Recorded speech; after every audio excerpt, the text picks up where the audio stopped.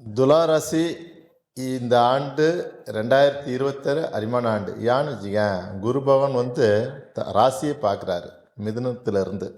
அது ஜூன் வரலையும் இருக்கிறாரு. அப்போ பார்க்குறாரு. அப்புறம் ஜூனுக்கு பிற்பாடும் அவர் கடகத்து வரும்போது 2ஆம் இடத்தை பார்க்குறாரு. அப்படின்னும்போது இப்போ இந்த துலா ராசிகளுக்கு மிதுனத்திலிருந்து பார்க்கும்போது 3ஆம் இடத்தை பார்க்கும்போது எந்த ஒருத்தருக்கு பெரிய பிரச்சனைகள் இருக்குது, எனக்கு கடன் இருக்குது, இந்த இடத்த விற்றலாம், இந்த ஃப்ளாட் விற்றலாம், இந்த கடத்தை அடிச்சிடலாம், என்னுடைய பிரச்சனை பெருசாக இருக்குதுன்னா தாராளமாக விற்றலாம். விற்றுட்டு குரு பகவான் 6ஆம் மாதம் திருப்பி கடகத்து வரும்போது அவங்க அந்த கடத்தை அடிச்சுட்டு நல்ல இடமா வாங்குவாங்க, அரிமான நல்ல இடமா வாங்குவாங்க. வேணாம், இந்த துளாராசிக்காரர்களுக்கு இந்த குரு பகவான் நல்லது தான் பண்ணுறாரு இந்த 2026. அது எந்தெந்த வழி அவங்க குடும்பத்துக்கு தகுந்தாப்புல அவங்க சரி பண்ணிக்கிட்டாங்கன்னா சூப்பரான ஆண்டு காலமாக இருக்கு இந்த 2026. Okay sir. மேம் நீங்க சொல்லுங்க உங்க ஸ்டைல்ல இவங்களுக்கான பரிகாரம் பிளஸ் இவங்களுக்கான பெர்சன்டேஜ். ஆக்சுவலாக இவங்களுக்கான பரிகாரம் அப்படின்னு கேட்டிங்கன்னா திருச்செந்தூர் முருகன் தான் இவங்களுக்கு சரியான பரிகாரம்.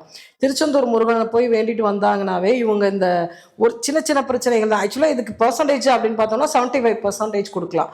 ஏன்னா ஜூனுக்கு அப்புறமா வர்ற அந்த குரு பெயர்ச்சி மட்டும்தான் இவங்களுக்கு பிரச்சனை. மற்றபடி வந்துட்டு மீதி எல்லா கிரகமும் இவங்களுக்கு வந்துட்டு ஒரு நல்ல ஒரு பலனை தர்ற ஸ்தானத்தில் தான் இருக்குது. அதனால் மிக சிறப்பாக இருக்கும் இந்த ஆண்டு. 2026ஆம் ஆண்டு துலாம் ராசி போன வருஷம் மாதிரியே இந்த வருஷமும் மிக சிறப்பாக இருக்கும்.